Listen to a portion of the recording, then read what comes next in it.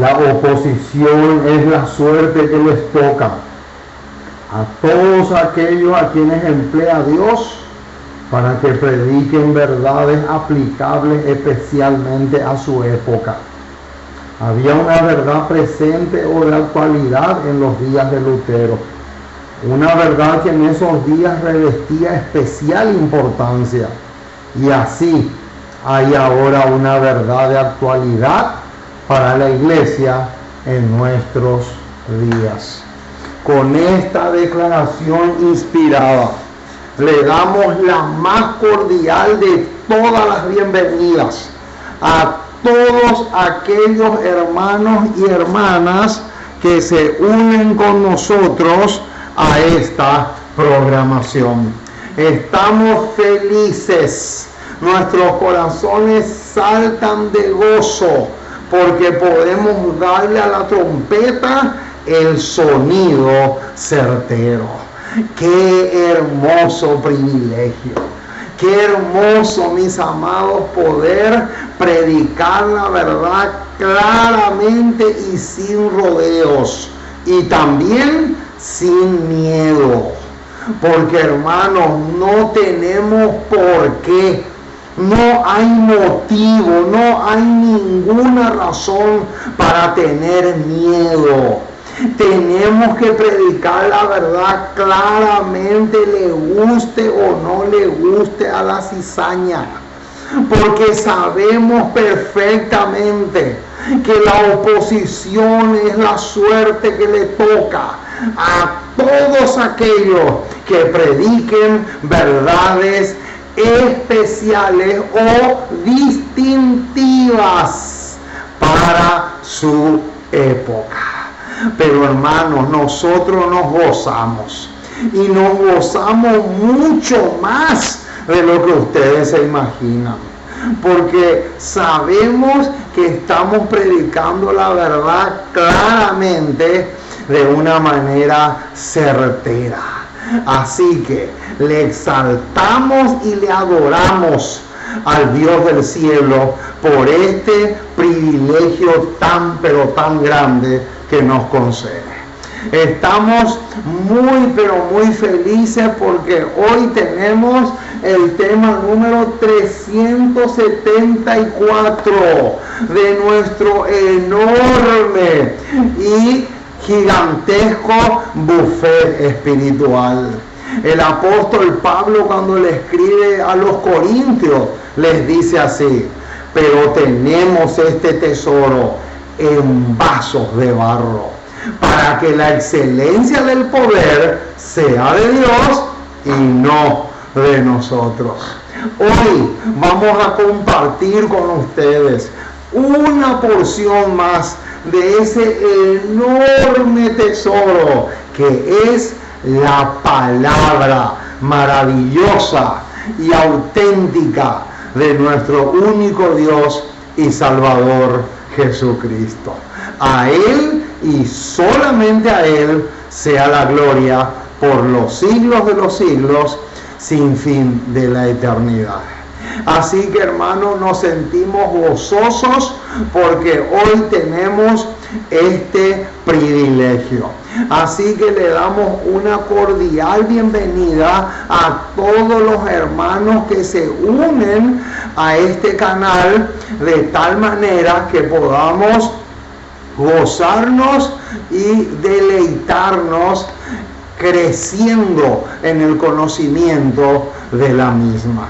Le quiero enviar un saludo muy pero muy especial al hermano Jiménez, un hermano precioso, hermano en la fe, que está creciendo una maravilla. Nos hicimos muy amigos. Toda esta semana estuvimos en contacto, en comunicación, y me estuvo contando que está avanzando y progresando y creciendo muchísimo. Así que, hermano Jiménez, un saludo muy especial de parte de mi corazón. quiero decirte que estoy muy contento, muy feliz contigo y ojalá puedas continuar ese ritmo que estás teniendo de tal manera que puedas crecer como todo el cielo estipula. Así que mis amados, nos sentimos felices por eso y vamos a darle la bienvenida también a nuestros jefes. ¿Quiénes son nuestros jefes? Nuestros jefes son Isaías 8:20, Isaías 28:10, Isaías 28:13 y Segunda de Crónicas 20:20. Así que estamos felices. Hoy vamos a tener un tema muy, pero muy especial. Pero antes de eso, vamos a caer de hinojos. Vamos a doblar nuestras rodillas para pedirle al Dios del cielo que nos dé su espíritu. Que podamos realmente gozarnos en el estudio en la palabra de nuestro Dios. Así que vamos a comenzar con una oración.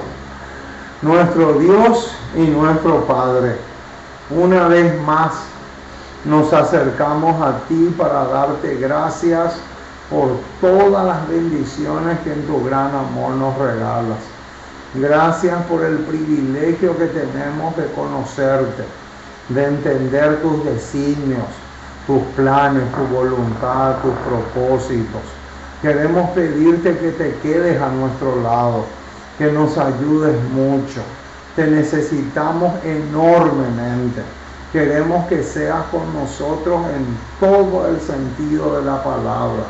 Ayúdanos, oh Dios. Oramos para que el Espíritu Santo pueda abrirnos el entendimiento, para que podamos entender y comprender bien tu palabra, para que podamos trazar bien la enseñanza de tu palabra, que cada vez que enseñamos, que cada vez que predicamos, el Espíritu Santo nos pueda alumbrar la mente, nos pueda ayudar a no cometer errores de interpretación y muchos otros detalles más que necesitamos para no caer en herejías destructoras. Oh Señor, dejamos todo en tus manos. Perdona nuestras faltas, lávanos y límpianos de toda pus y ayúdanos a perseverar en tus caminos, porque te pedimos en el precioso y maravilloso nombre de Jesús. Amén y amén. Muy bien, mis amados, estamos listos entonces para comenzar la presentación de esta noche. Hoy tenemos un tema muy, pero muy especial. Por lo tanto, vamos a mirarle un poco a nuestra compañera de trabajo, o sea, a nuestra pizarra, porque aquí tenemos el tema que vamos a desarrollar hoy. Hoy vamos a defender una tesis teológica tremenda.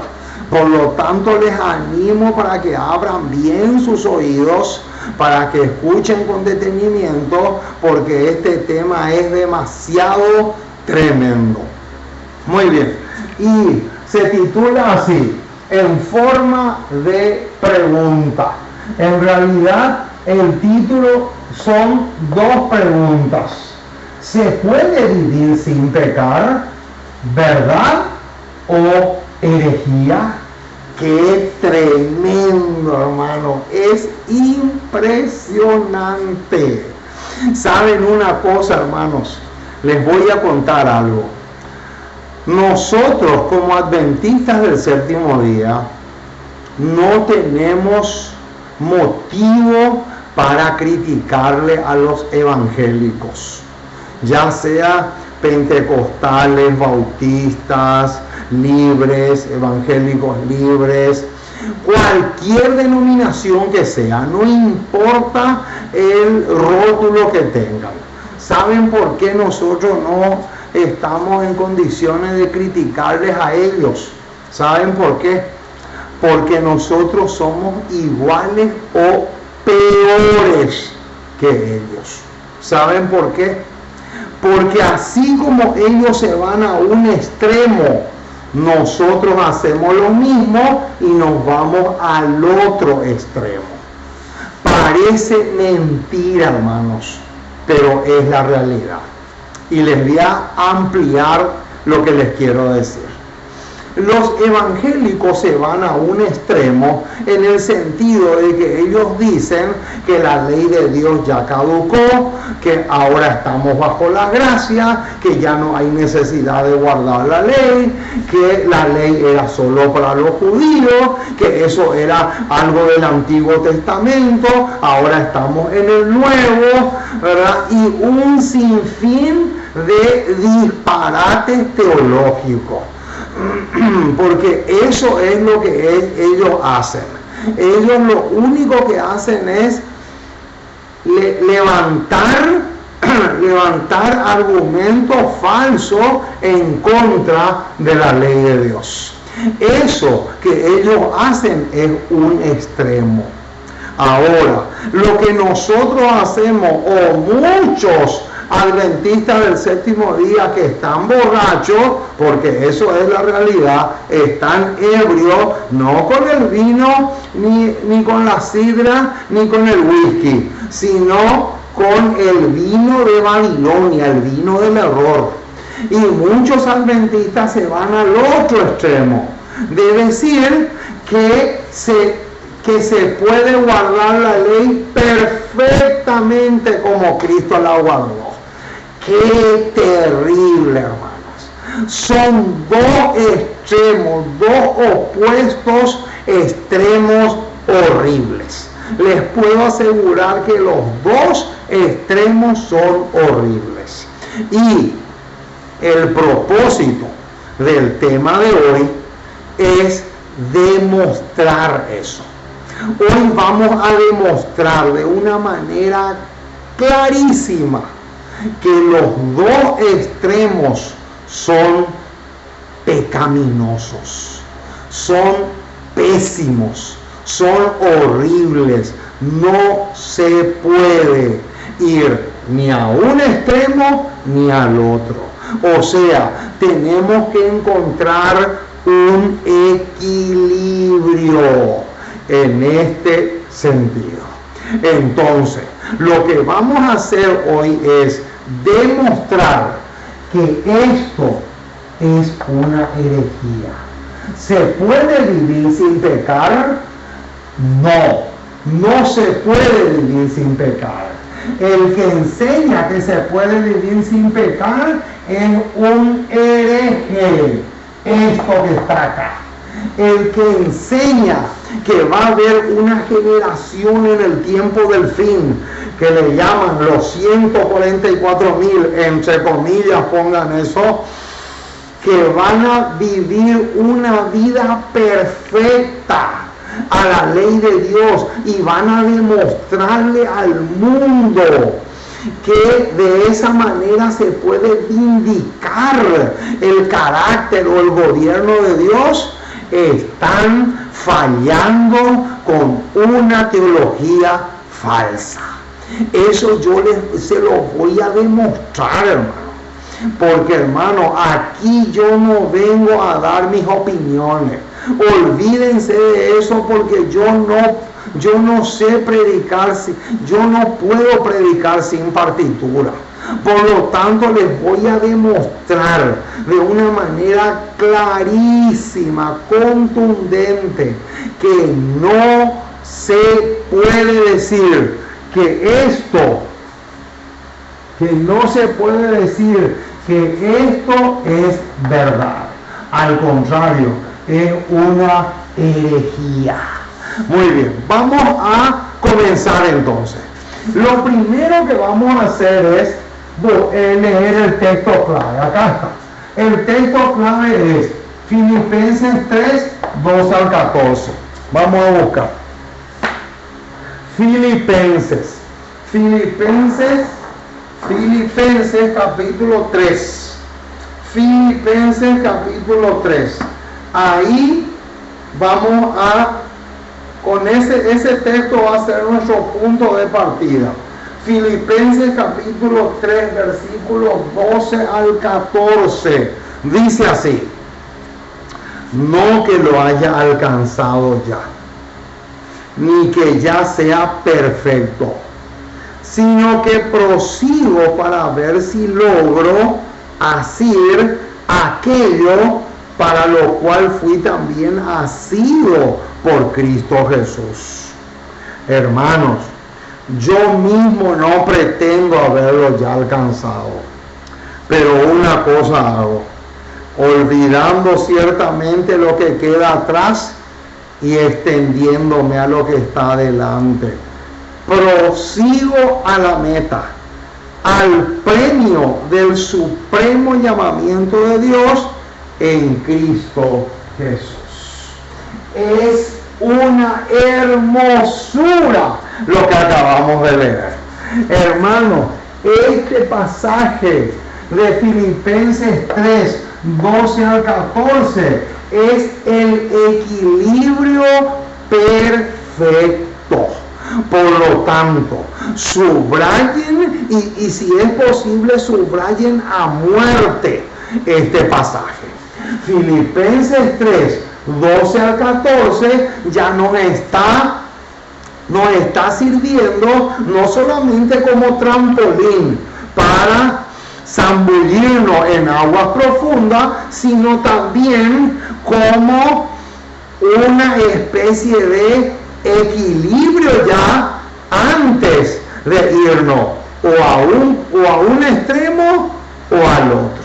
Muy bien, entonces, lo primero que vamos a hacer, hermanos, en este tema es definir y aclarar de una manera súper nítida el concepto de pecado.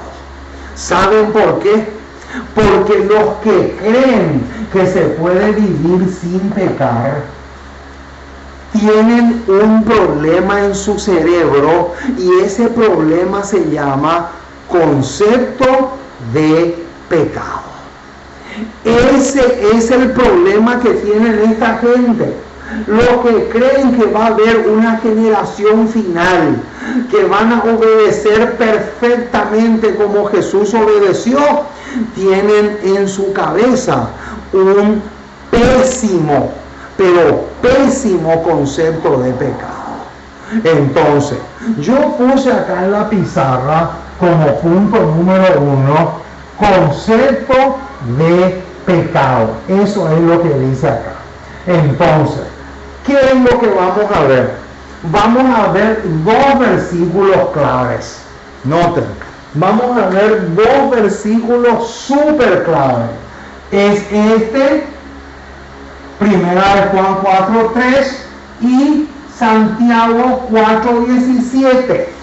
Primera de Juan 4:3 y Santiago 4:17 son dos versículos súper clave. ¿Por qué? Les voy a decir por qué. Porque hay dos clases de pecado. Hermano, el pecado es como una moneda. La moneda tiene dos caras. Así, algo parecido sucede con el pecado. El pecado tiene dos caras. Una de las caras de esa moneda es Primera de Juan 4:3. Primera de Juan 4:3 habla del pecado por comisión. El pecado de comisión. Comisión viene de cometer. Entonces, Primera de Juan 4:3 habla del pecado de comisión, pero acá viene el otro. Este versículo 17 que está acá de Santiago 4 habla del pecado por omisión. Pecado por comisión y pecado por omisión. Entonces, ahora, vamos a poner un ejemplo. Vamos a suponer que yo salgo por la calle a hacer una encuesta y me voy y visito las iglesias, ¿verdad? Cualquier iglesia, no importa el nombre que tenga, ¿verdad? Y yo le hago, así como un periodista, le hago una entrevista a los hermanos y le digo: hermano, ¿usted cree que se puede vivir sin pecar? Y a todas las personas yo les hago esa pregunta. ¿Saben lo que va a pasar? Si yo hago una especie de entrevista en las iglesias con esa pregunta, ¿saben lo que va a pasar? Va a pasar lo siguiente: todas las personas que van a ser entrevistadas, ellas van a estar pensando sola, única y exclusivamente en este. Ellas van a estar pensando sola, única y exclusivamente en el pecado por comisión, pero ni les va a venir a la mente, ni les va a cruzar por la mente este pecado que se llama pecado por omisión. ¿Por qué? Porque la mayoría de la gente cree que pecado es solamente hacer lo malo. Y eso tenemos que sacarnos de la cabeza, porque pecado no es solamente hacer lo malo. Pecado también es dejar de hacer lo bueno. Entonces ahí es donde ya le estamos poniendo la primera vacuna a estos herejes que creen que se puede vivir sin pecar. Entonces, ahora viene otro detalle importantísimo. Lo que viene a continuación es súper clave. Noten, ahora vamos a responder esta pregunta. Acá hay una pregunta que dice: ¿cómo demostramos que el pecado de omisión, o sea, es más grave que el de comisión, o sea, Entonces, lo que vamos a hacer ahora es abrir nuestras Biblias en Lucas capítulo 12, versículos 47 y 48. ¿Por qué? Porque con estos dos versículos les voy a demostrar que este pecado que está acá es mucho más grave a los ojos de Dios, no a los ojos de los hombres, que este que está acá. Entonces, vamos a leer Lucas 12. Lucas capítulo 12. Lucas. Vamos a buscar ese pasaje porque es claro. Lucas capítulo 12, versículos 47 y 48, hermanos. Noten, a los ojos de Dios, este pecado de omisión es más grave que el pecado de comisión. Y lo vamos a demostrar con la Biblia de tal manera que no haya una pizca de duda. Dice así el versículo 47: aquel siervo que, conociendo la voluntad de su Señor, no se preparó ni hizo conforme a su voluntad, recibirá muchos azotes. ¿Cómo? ¿Qué dice? Noten, aquel siervo que, conociendo la voluntad de su Señor, o sea, él conocía, no era ningún ignorante, él conocía. Subrayen esa palabra conocer ahí en el versículo 47. Él conocía la voluntad de su amo o de su Señor. Sin embargo, no se preparó ni hizo conforme a su voluntad. ¿Qué dice que va a pasar con ese hombre? recibirá muchos azotes. Ojo con eso. Ahora viene el 48. Pero el que sin conocerla hizo cosas dignas de azote, será azotado poco. Porque a todo aquel a quien se le haya dado mucho, mucho se le demandará. Y al que mucho se le haya confiado, con más razón, más se le pedirá. Quiere decir entonces, mis amados, que con Lucas 12, 47 al 48, estamos demostrando que este pecado del cual habla el versículo 17 de Santiago 4 es mucho más grave a los ojos de Dios que el pecado por comisión del cual habla Primera de Juan 4:3. Clarito y más claro que eso no puede ser. Ahora, si ustedes quieren que sea más claro de lo que ya es, con mil gusto yo le puedo enviar una prédica entera donde yo demuestro con Biblia y espíritu de profecía que los que están dentro de la iglesia a los ojos de Dios son peores que todos esos pandilleros que Bukele está atrapando y metiendo en la cárcel. Así que pídanme y yo con mucho gusto les envío para que ustedes escuchen si quieren más claridad. Pero con estos dos versículos que acabamos de leer ya es más que suficiente.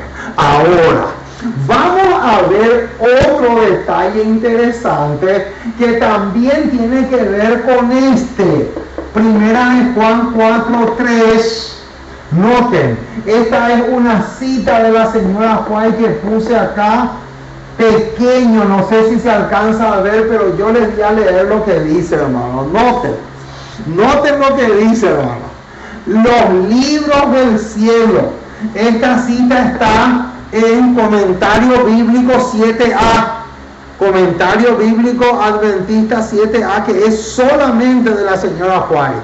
Y noten, hermanos, qué tremenda esta declaración. A mí me impacta, pero en gran manera.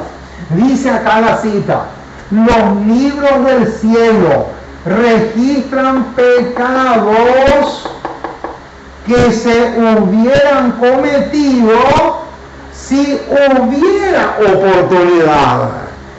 ¡Qué bombazo, hermano! ¿Qué dice? Noten, hermano, hasta dónde llega la cosa. Se dan cuenta, hermano, lo profundo que es el concepto de pecado. Hermano, el concepto de pecado es mucho más profundo de lo que tú y yo entendemos. Porque, hermano, acá dice que los libros del cielo registran pecado. Claro que se refiere a ¿verdad? Que se hubieran cometido si hubiera oportunidad. Noten hasta dónde llega la cosa, mi estimado. Es demasiado tremendo. Ahora, ¿qué es lo que tenemos que tener? ¿Qué es otro detalle que tenemos que tener en cuenta en relación a estos dos pasajes claves? ¿Saben una cosa? Cuando la gente se hace esta pregunta, ¿se puede vivir sin pecar como Jesús vivió? ¿Saben una cosa? La gente cree que Jesús solamente vivió esto.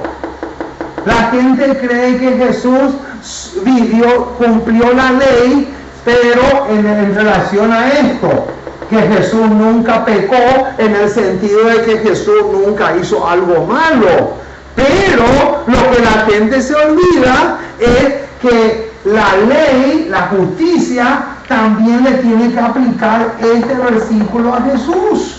O sea que, dicho de otra manera, Jesús no solamente vivió Primera de Juan 4:3, sino que también vivió Santiago 4:17. Cosa que nosotros por lo general ni enterados estamos. No solamente no practicamos, ni enterados estamos, que es peor todavía.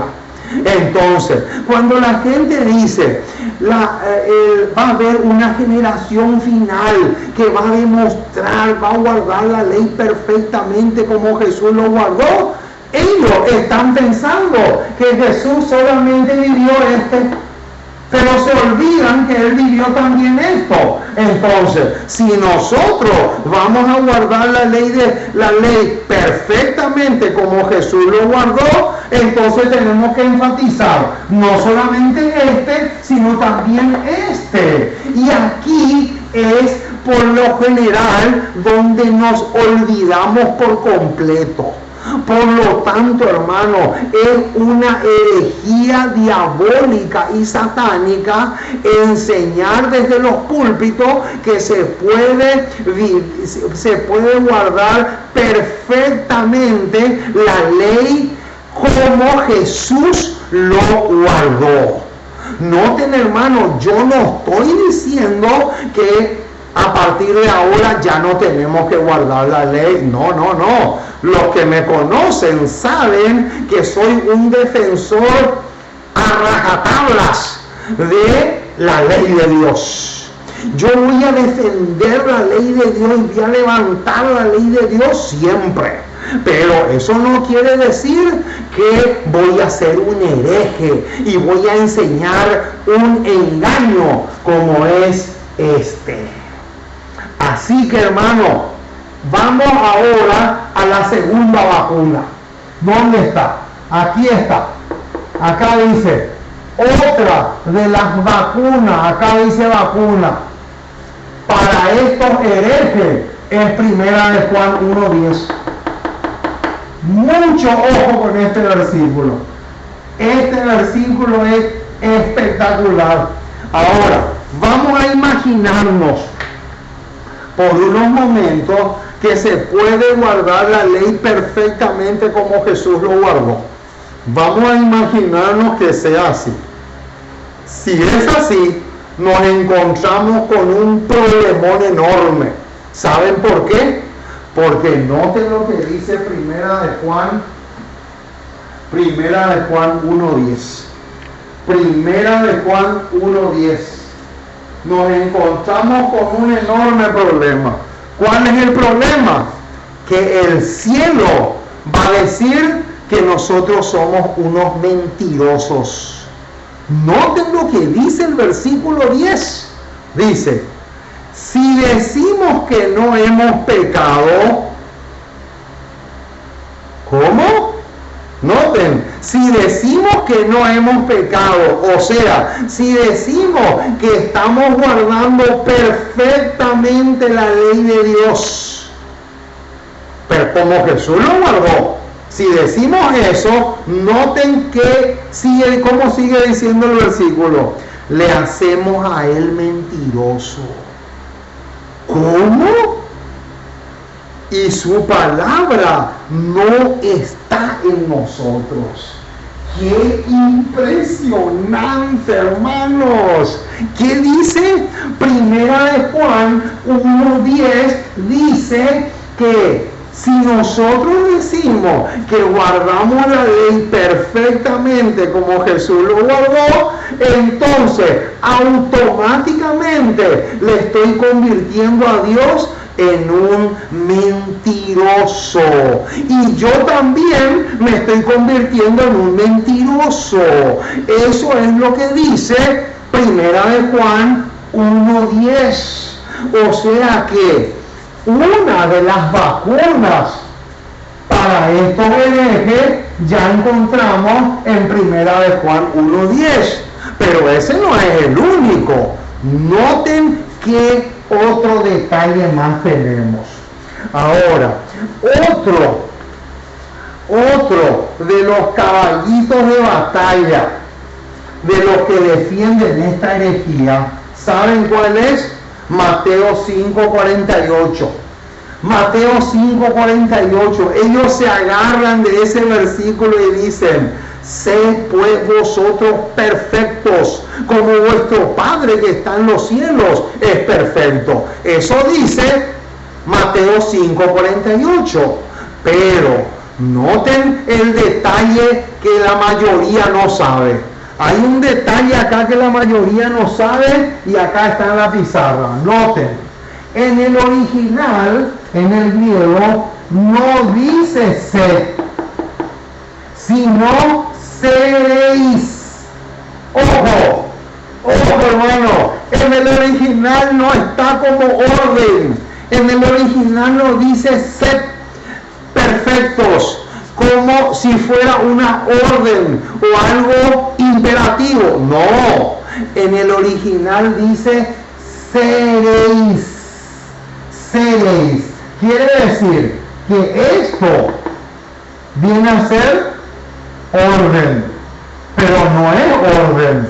En cambio, seréis es una meta a alcanzar. Ojo con esto, hermano. Es una meta a alcanzar. Mucho, pero mucho ojo con eso. Ahora, aparte de eso, tenemos que entender también que cuando dice perfectos, la palabra perfectos acá en el griego es teleios. Y teleios significa madurez espiritual. Noten ese detalle. Teleios en griego, traducido al español, sería un cristiano maduro, un cristiano íntegro, un cristiano completo, así como el arroz integral que tiene todos los ingredientes y no como el arroz blanco que le quitan todo lo bueno y no tiene nada positivo. Entonces, teleios es madurez espiritual, y madurez espiritual jamás de los jamases puede significar impecabilidad absoluta, jamás de los jamases. Ahora, aparte de eso, hay que tener en cuenta que el doctor Lucas, en el Evangelio según San Lucas, el doctor Lucas explica que perfectos significa misericordioso. Lucas 6:36. Lucas 6:36, que es el pasaje paralelo de Mateo 5:48. Lucas dice que perfecto equivale a misericordioso. Y no me van a decir ustedes que misericordioso es una persona que tiene una impecabilidad absoluta, que no se puede equivocar nunca, ni en lo más mínimo, ni en nada. Oh, hermanos, qué error más grande que cometemos por lo ciegos que estamos. Ahora, otro detalle interesante. Noten, tengo acá conmigo una cita del Espíritu de Profecía que se encuentra en Discurso Maestro de Jesucristo, página 67, y esta cita la vamos a leer porque arroja luz sobre esto. Justamente sobre estas palabras clave que están acá. Noten lo que dice Discurso Maestro de Jesucristo, página 67. Dios nos pide que seamos perfectos como Él. Debemos ser centro de luz y bendición para nuestro reducido círculo. Ojo con eso. Así como lo es Él para el universo. Podemos ser perfectos en nuestra esfera, así como Él es perfecto en la suya. O sea, dicho de otra forma, hermano, cuando la palabra de Dios dice: sed pues vosotros perfectos, como vuestro Padre que está en los cielos es perfecto. En primer lugar, hay problema de traducción.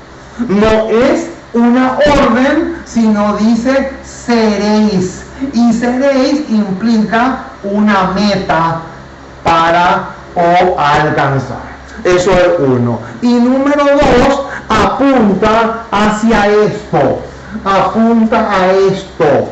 Ser un centro de luz y bendición. Y ser un centro de luz y bendición no tiene nada que ver con impecabilidad absoluta. No tiene nada que ver con eso. Aparte, hay que tener en cuenta una cosa, hermano. Es ridículo decir que nosotros podemos guardar la ley perfectamente como Jesús la guardó. ¿Saben por qué? Porque nosotros nacemos y tenemos una naturaleza pecaminosa, cosa que Jesús no tuvo. Jesús no tuvo naturaleza pecaminosa. Jesús no podía decir, como dijo una vez el apóstol Pablo: miserable hombre de mí, ¿quién me librará de este cuerpo de muerte?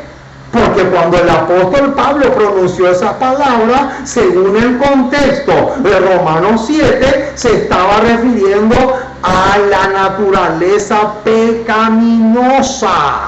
A eso se estaba refiriendo. Sin embargo, el Señor Jesús ni en sueño podía decir una declaración como esa, ni siquiera parecida.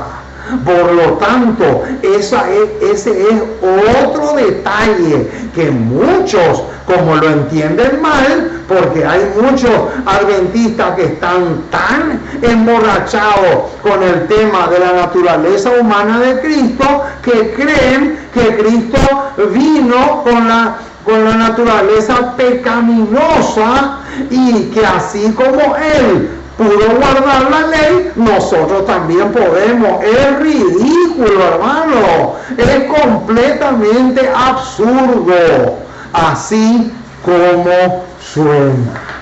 Ahora, otro detalle interesantísimo. Noten lo que dice. Con esta declaración vamos a volver a vacunarle una vez más a los borrachos que predican la famosa teoría de la generación final, como Rafael Díaz, salvadoreño. Somos enemigos acérrimos con el Rafa. No vamos a ser amigos nunca, porque él es uno de los herejes más grandes que existe en este planeta. Y él es justamente uno de los que predica eso. Ahora, palabras de vida del gran maestro, página 47. Noten lo que dice. Cristo espera con un deseo anhelante la manifestación de sí mismo en su iglesia. Y ahora bien, cuando el carácter de Cristo sea perfectamente reproducido en su pueblo, entonces vendrá Él para reclamarlos como suyos. Noten, hermanos, qué es lo que nos dice acá.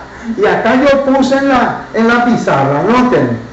Cuando el carácter de Cristo sea perfectamente reproducido reproducido en su iglesia, ese va a ser el momento en que Cristo va a venir para reclamarlos como suyo. Ahora, lo que hay que entender es qué significa el carácter de Cristo perfectamente reproducido. ¿Qué significa eso? Eso significa impecabilidad absoluta más esto, o cómo es la cosa. Noten, les voy a leer otra cita que puse acá abajo, que está también, que saqué también del comentario bíblico 7a, y dice así. Noten cómo la declaración que vamos a leer ahora va a arrojar luz sobre esta declaración que recién leímos, que está acá en rojo.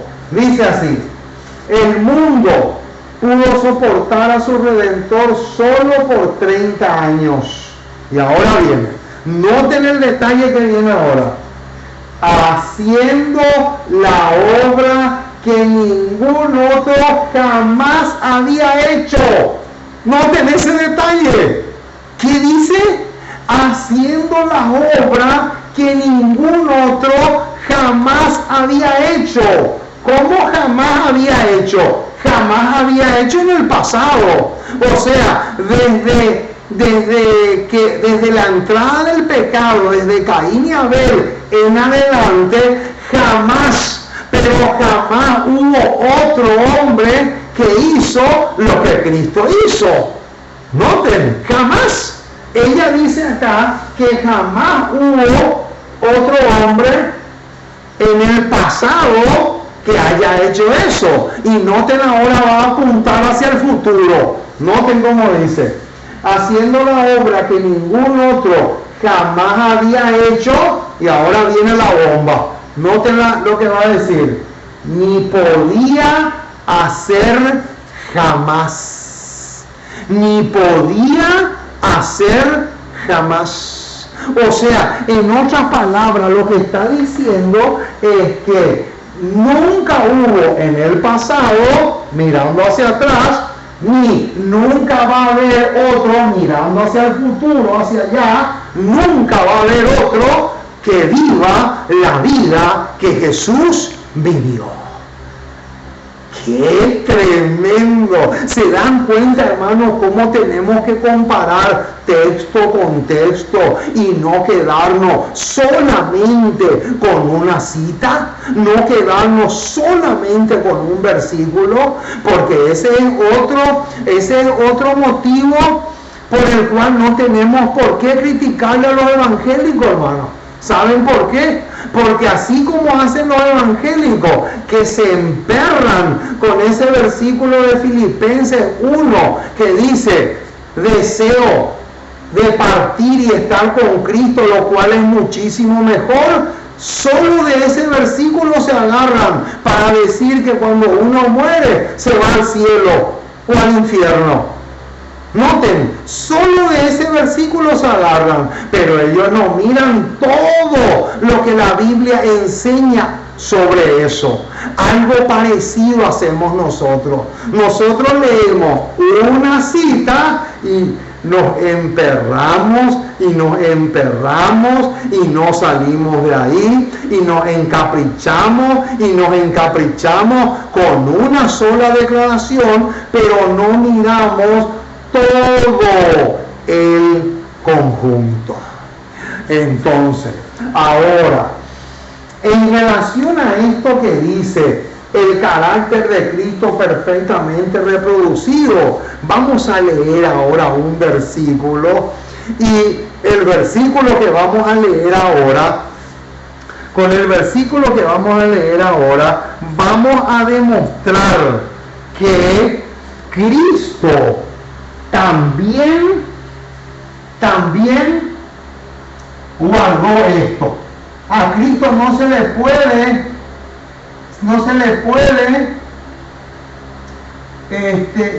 puede computar este pecado. No se puede. ¿Por qué? Vamos a buscar Hechos capítulo 10. Hechos capítulo 10. Y con este versículo vamos a demostrar que Cristo no solamente no pecó en esta dirección, no solamente no cometió pecados de comisión, sino también que Él vivió Santiago 4:17. Noten lo que dice. Hechos 10:38. Noten. Dice, cómo Dios ungió con el Espíritu Santo y con poder a Jesús de Nazaret. Y ahora viene. El detalle que viene ahora es clave. Y cómo anduvo haciendo ¿qué? Bienes. Y sanando a todos los oprimidos por el diablo, porque Dios estaba con él. O sea, hermano, cuando dice que él pasó haciendo bienes, haciendo el bien, está apuntando a esto. Santiago 4:17. Quiere decir entonces, mis amados, que si vamos a tomar bien en serio, como lo toman las personas que creen en la teoría de la última generación y que se puede vivir sin pecar, yo les invito para que ustedes se metan bien en la cabeza que si vamos a vivir sin pecar, tiene que ser en esta dirección y en esta dirección. Pero va a estar muy desequilibrada la balanza si solamente enfatizamos esto y nos olvidamos de esto. Ahí está el quis de la cuestión. Entonces, ¿qué otro detalle tenemos? Noten. ¿Creía la señora White en la perfección impecable? Noten. Palabras de vida del gran maestro, página 314. Noten lo que dice, hermano, hermosura. Dice, nuestro Salvador manifestó por nosotros un amor que el amor del hombre nunca puede igualar. Ahí está la bomba. Noten, hermano, agarren esa bomba sin que explote. Noten lo que dice. Les voy a leer otra vez porque está demasiado tremendo. Dice, nuestro Salvador manifestó por nosotros un amor que el amor del hombre nunca puede igualar. Hermanos, jamás vamos a poder igualarle al maestro. Eso sería una imposibilidad absoluta. Qué tremendo, hermano, lo que estamos diciendo. Noten, testimonio para la iglesia tomo 2, página 549, va a ampliar un poco este punto. Dice, Cristo es un ejemplo perfecto que debemos imitar. Y ahora bien, no podemos igualar el modelo. Ahí está. Noten, más claro imposible, hermano. No podemos, noten, no podemos, ¿qué cosa? No podemos igualar.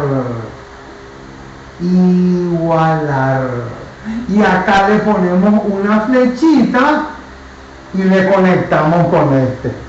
Si no podemos igualar al modelo, quiere decir que nosotros lo que podemos hacer es reflejar lo máximo que podamos el carácter de Cristo, pero jamás podemos igualar. Acá lo dice, hermano, yo no estoy inventando ni especulando. Dice, pero no seremos aprobados por Dios. Acá viene el equilibrio. Pero no seremos aprobados por Dios si no lo copiamos. Ahí está. Noten, No seremos aprobados por Dios si no lo copiamos. Y según la capacidad que nos ha dado, lo reflejamos. Quiere decir entonces que depende también de qué detalle, de la capacidad. Según la cita dice que no podemos igualar, pero sí podemos hacer lo que dice Primera de Corintios 11:1. ¿Qué dice Primera de Corintios 11:1? Vamos a buscar ese pasaje porque calza muy bien. Primera de Corintios 11:1. Sed imitadores de mí, así como yo de Cristo. Sed imitadores de mí, así como yo de Cristo. Quiere decir entonces que si bien es cierto, no podemos igualarle al modelo, pero sí estamos obligados a copiar o a imitarle a Jesús y reflejar lo mejor que podamos, de acuerdo a nuestra capacidad, el carácter de Jesús. Alabado sea el maravilloso nombre de nuestro Dios. Noten, qué lindo ejemplo encontramos en la naturaleza que arroja luz sobre este tema. Palabras de vida del Gran Maestro, página 45 y 46, nos va a dar en la tecla. Dice, la planta debe crecer o morir. ¿De qué está hablando? De una plantita. La planta debe crecer o morir. Sigue diciendo. Así como su crecimiento es silencioso, pero continuo, así es el desarrollo de la vida cristiana. Noten, hermanos, ¿se dan cuenta? ¿Se dan cuenta por qué este detalle es importante? Nos dice, sed pues vosotros perfectos. O sea, no es orden, sino dice, seréis. Es una meta a alcanzar. Es algo, es un crecimiento continuo. Noten, en cada grado de desarrollo, nuestra vida puede ser perfecta, pero también habrá un avance continuo. La santificación es una obra de toda la vida. Hermanos, ahora agárrense por lo que les voy a decir. ¿Qué dice la señora Joy? Que la santificación es ¿qué? ¿Es una obra de qué? Es una obra de toda la vida. Si la señora White dice que la santificación es una obra de toda la vida, entonces, escuchen bien lo que les voy a decir. Estos herejes que están enseñando que se puede vivir sin pecar o que se le puede igualar al modelo, están cometiendo un atentado contra la justificación por la fe y contra la santificación. ¡Qué tremendo, hermano! Están cometiendo un atentado contra la justificación por la fe y también contra la santificación, que también es por la fe. Qué tremendo, hermanos, lo que estamos diciendo. Ahora, el problema de la teología de la última generación es similar a lo de la carne santa cuando la señora Juárez estaba viva. Ustedes ya leyeron lo de la carne santificada en los escritos del don profético. Ustedes ya leyeron lo que pasó cuando la señora Juárez estaba viva y ella tuvo que protestar en relación a eso. ¿Ya leyeron ustedes sobre eso? Noten. Vamos a ampliar un poco este punto. Pero antes tenemos que leer Filipenses 3, 20 al 21. Noten, vamos a buscar ese pasaje. Filipenses 3, 20 al 21. Filipenses 3, 20 al 21. Tiene mucho que ver con este tema. Acá está. Filipenses 3, 20 al 21 dice así: mas nuestra ciudadanía está en los cielos, de donde también esperamos al Salvador, al Señor Jesucristo, el cual transformará el cuerpo de la humillación nuestra para que sea semejante al cuerpo de la gloria suya, por el poder con el cual puede también sujetar a sí mismo todas las cosas. Qué tremendo, hermano, lo que dice acá.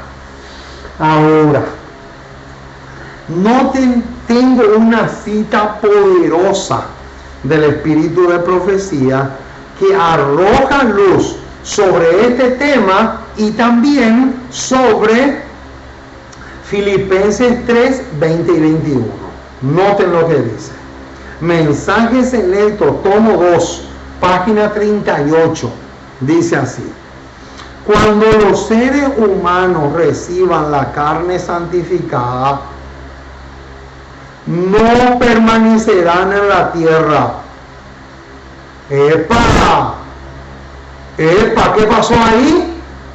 ¿Qué dice? Noten, en la época de la señora Juárez, la carne santificada era la teoría de que había un grupo de personas que habían recibido carne santa. Carne santa era la misma carne que tenía Jesús, una carne perfecta, sin naturaleza pecaminosa ni inclinaciones hacia el mal. Eran perfectos y ya no podían pecar. La señora Juárez protestó contra esta herejía destructora. Y ella dice acá, en Mensaje Selecto, tomo 2, página 38, que cuando los seres humanos reciban la carne santificada, o sea, en otras palabras, cuando vivan sin pecar, o cuando le igualen a Jesús en obediencia, ella dice acá que no van a poder permanecer en la tierra, dice. ¿Y cómo se explica entonces que estos herejes dicen que los de la última generación van a vivir una vida tan perfecta como la que Jesús vivió? Si acá la señora Juárez dice que estas personas no pueden permanecer en la tierra, sino que serán llevados al cielo. Otra vacuna para estos herejes, hermano.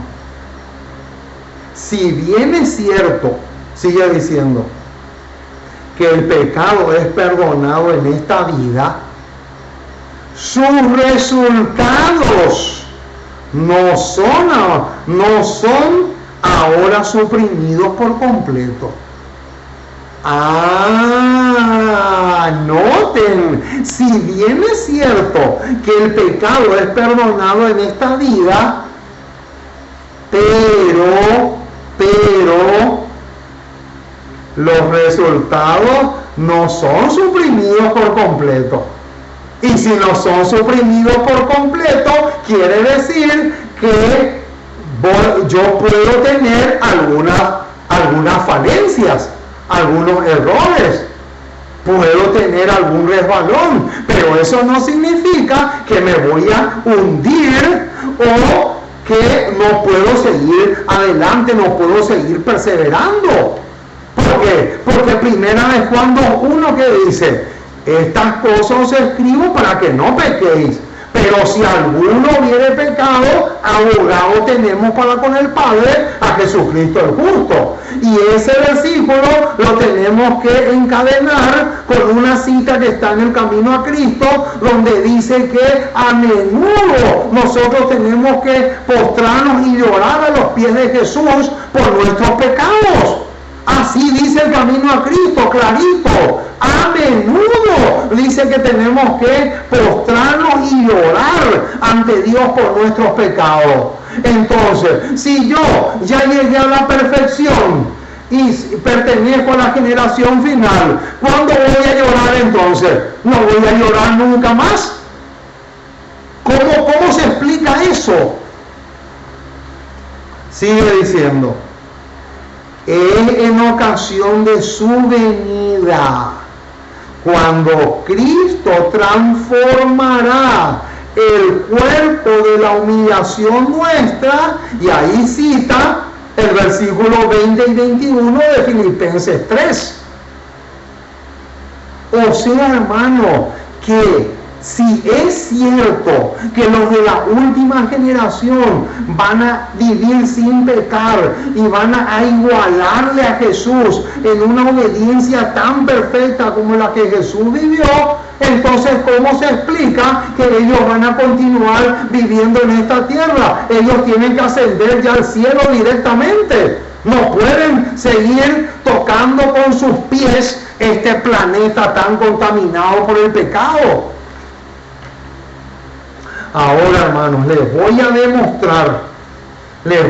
demostrar de una manera contundente que esta herejía destruye y es un atentado contra la justificación por la fe. Les voy a leer. Noten lo que dice. Esta cita está sacada del libro Reavivamientos Modernos, página 37. Y dice así: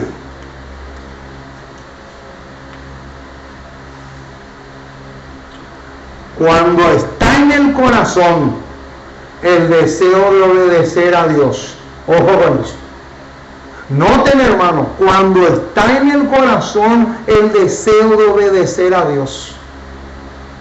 Con esto yo no estoy demostrando que la ley de Dios ya caducó, que ya no necesitamos guardar la ley. No, eso nunca.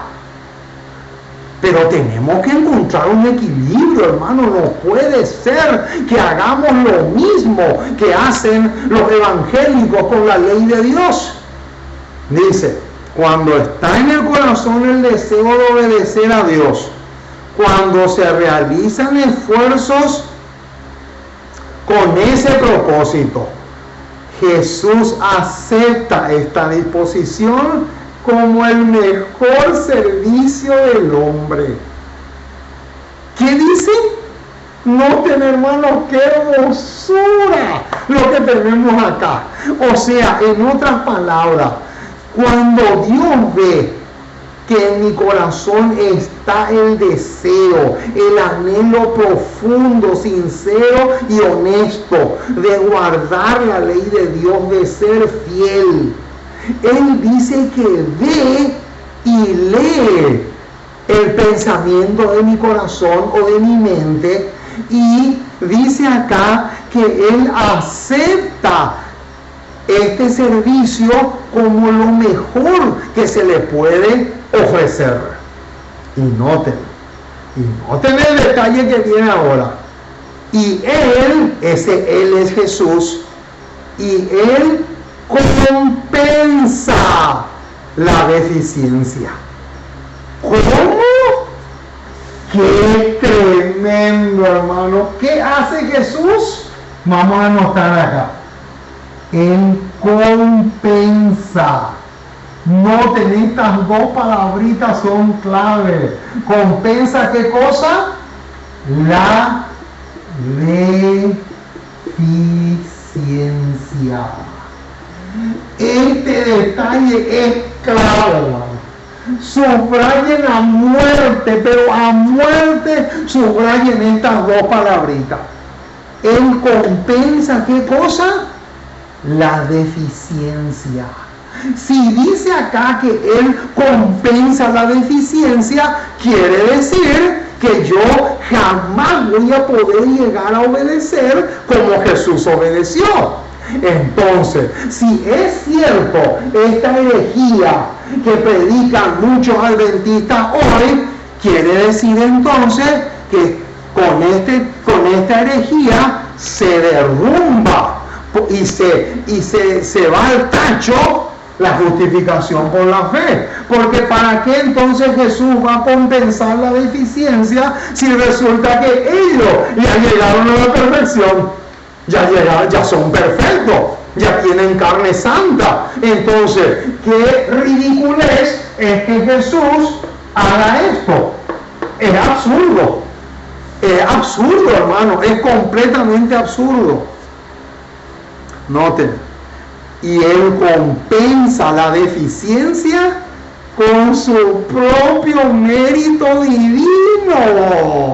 Alabado sea el nombre del Señor.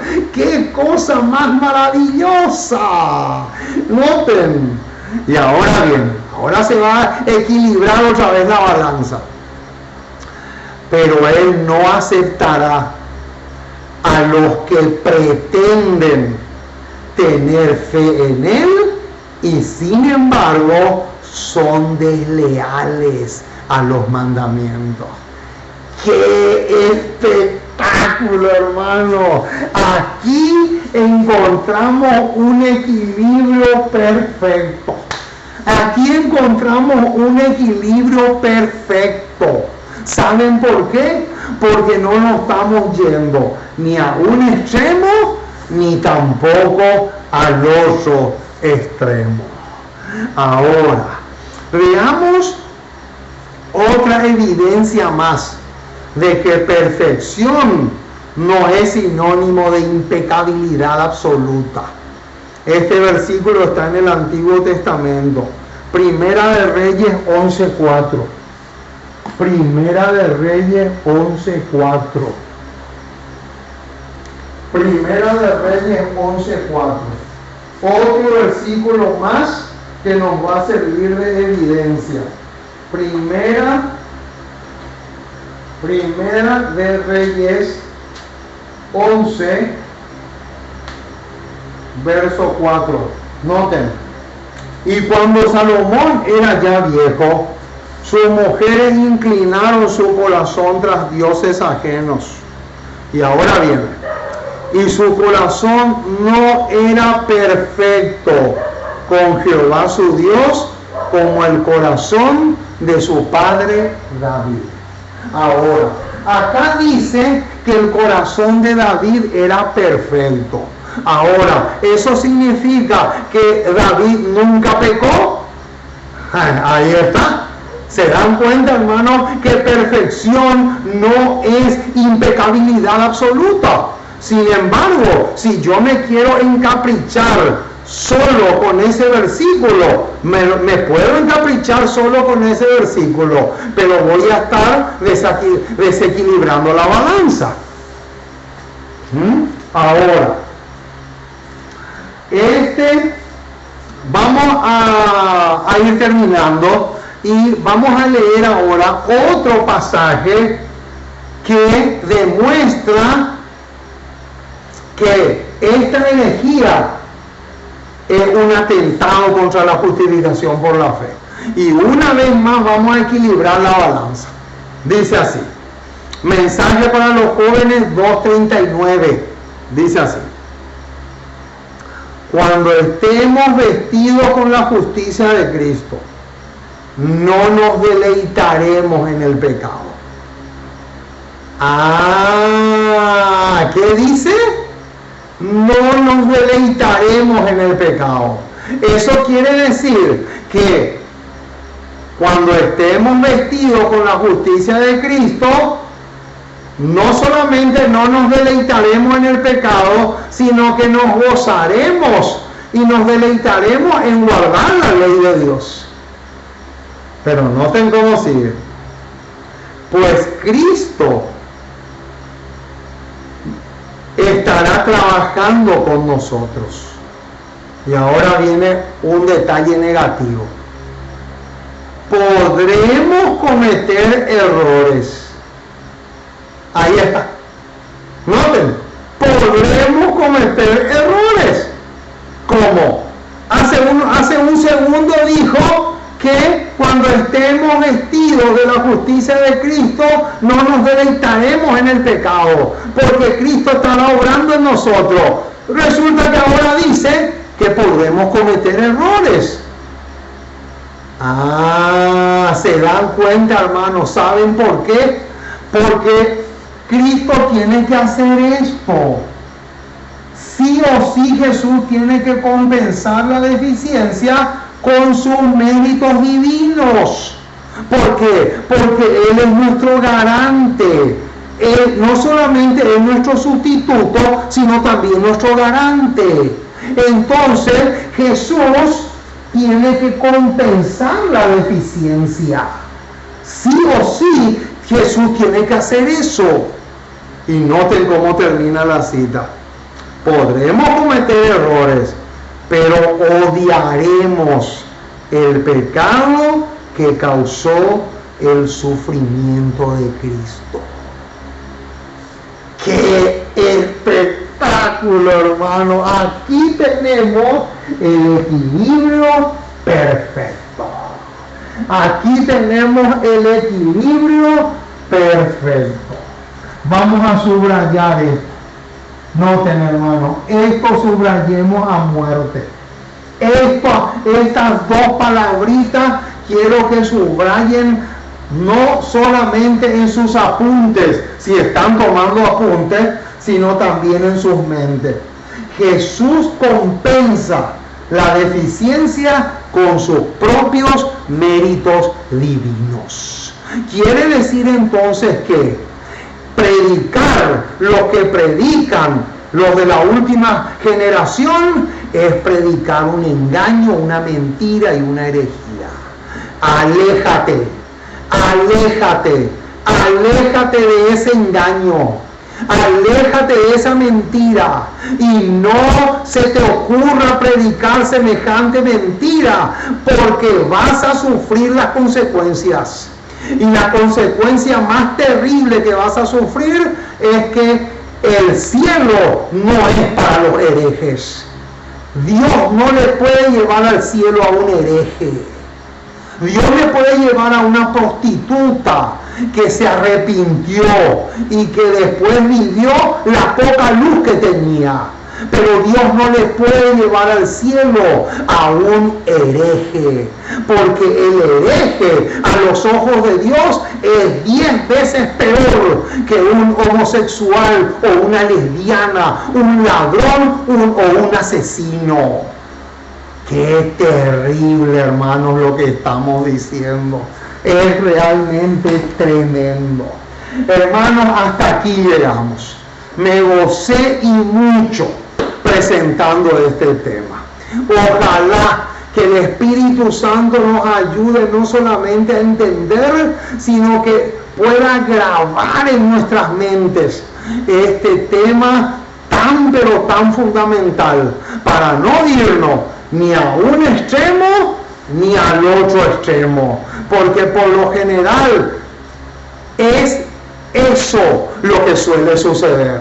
Si no nos vamos a un extremo, nos vamos a otro. Y necesitamos entender y estudiar este tema con más profundidad para no ser engañado. Que Dios te bendiga rica y abundantemente. Y nos vamos a volver a encontrar muy pronto en la próxima programación, cuando nos pongamos el equipo de buceo y juntos podamos zambullirnos en aguas profundas. Que Dios te bendiga rica y abundantemente.